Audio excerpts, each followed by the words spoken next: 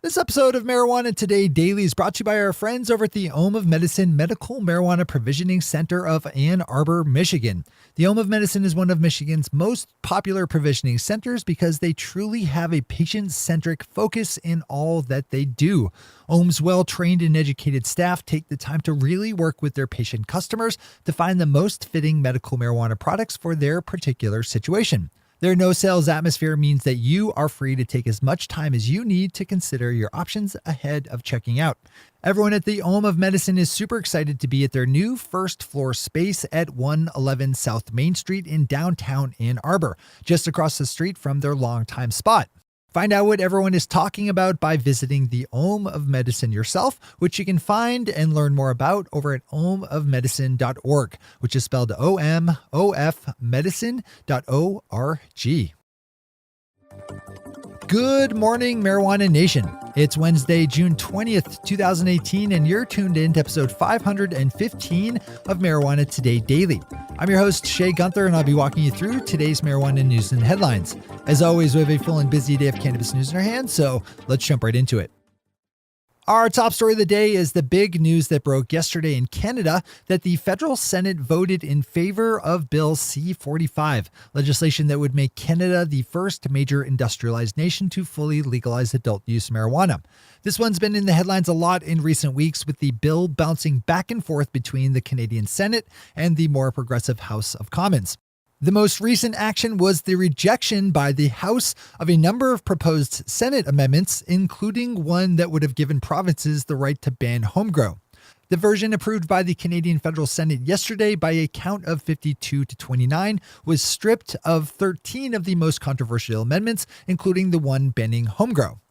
Bill C-45 still needs to go through one last technical step before becoming law, but for the most part has jumped over all necessary hurdles. It will still be a number of months before legal adult use cannabis products start showing up in Canadian shops, but we're now on the track towards that. Big congratulations to all the activists and entrepreneurs and politicians who made this happen. Onward and upward.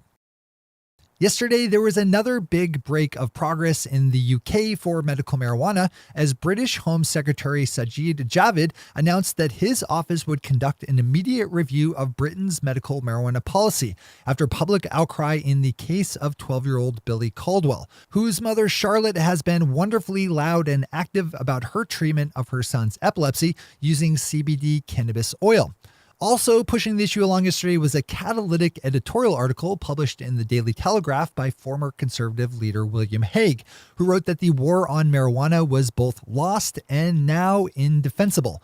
Yesterday, in making his call for an immediate review of UK medical cannabis law, Home Secretary Javid said that the current system, quote, is not satisfactory for the patients, it's not satisfactory for the doctors, and it's not satisfactory for me, unquote. Wrapping up our top stories today is the news that the acting head of the U.S. Drug Enforcement Administration is leaving his job, not even a year into taking the position. Robert Patterson informed DEA employees of his impending retirement in an email sent out on Monday, saying that it was becoming hard to do his job while in a role as acting director and that his last day on the job would be in 2 weeks. As Marijuana Business Daily has it, Mr. Patterson wasn't exactly known for his progressive views on cannabis, but at the same time, it's not super likely that dictator Trump will give the new job to anyone better. Those are our top stories for today. It's time for Marijuana Today Daily Headlines Blitz. Before we blitz on headlines, let's quickly thank our sponsor, the Ohm of Medicine Medical Marijuana Provisioning Center of Ann Arbor, Michigan. Ohm is one of those places where you just feel right at home right as you walk through the door. Ohm's owners, Mark and Keith, have crafted their provisioning center with an eye first and foremost on the patient-customer experience. Ohm is one of the few places around with an in-house doctor, Dr. Evan, who is always there to handle any questions that fall beyond the capabilities of Ohm's highly capable bud tenders.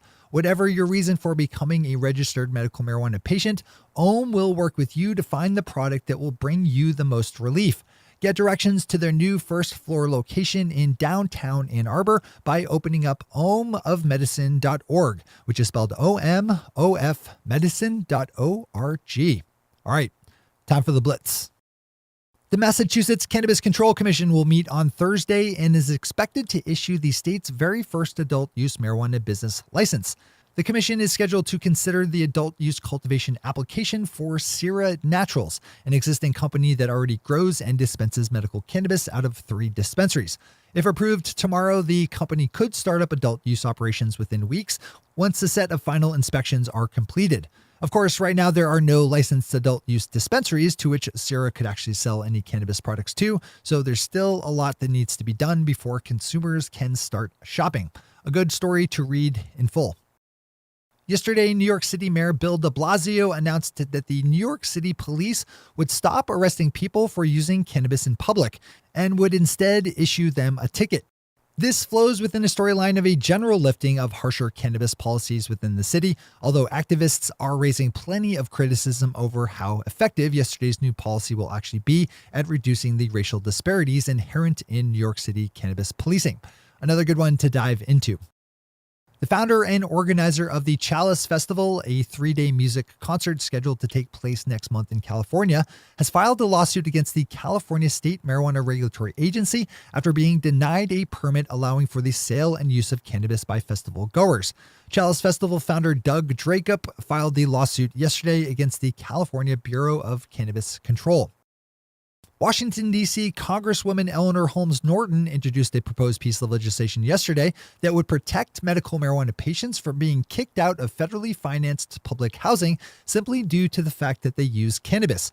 Representative Norton's bill, if passed, would mandate that housing officials treat marijuana smoke the same as they would tobacco. Marijuana Business Daily has an interesting story up about the current challenges faced by cannabis advocacy group, the Marijuana Policy Project, which has been working to hire a new executive director after its founding ED, Rob Campia, suddenly resigned last year after the Me Too movement churned up Rob's recent history with sexual harassment scandal.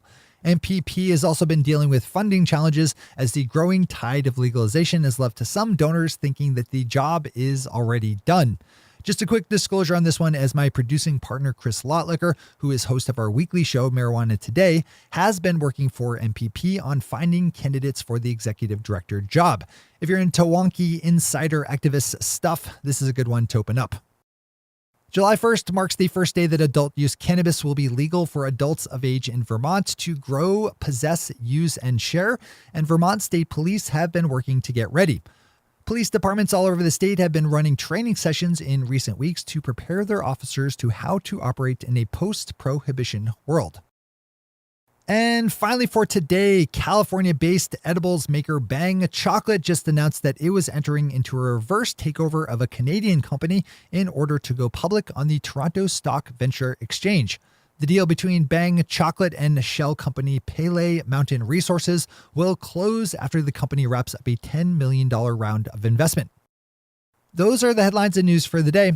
I'll be back with you again tomorrow morning with another information-packed episode of Marijuana Today Daily. But in the meantime, if you have any stories to share or feedback to give, zip us an email to headlines@mjtodaydaily.com. And while you're clicking around the interwebs, swing over to our Twitter account at MJTodayDaily and visit our website at mjtodaydaily.com to find links to all the news we cover. What kind of public transportation do ballerinas prefer to use? Tutu trains. Thanks to our sponsor, The Oma Medicine, and to our awesome patron listeners for the support that makes this show possible.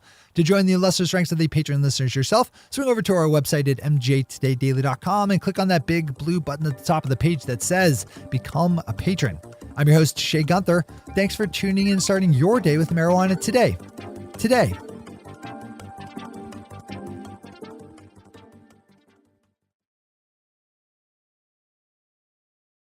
One take, Shay. One take.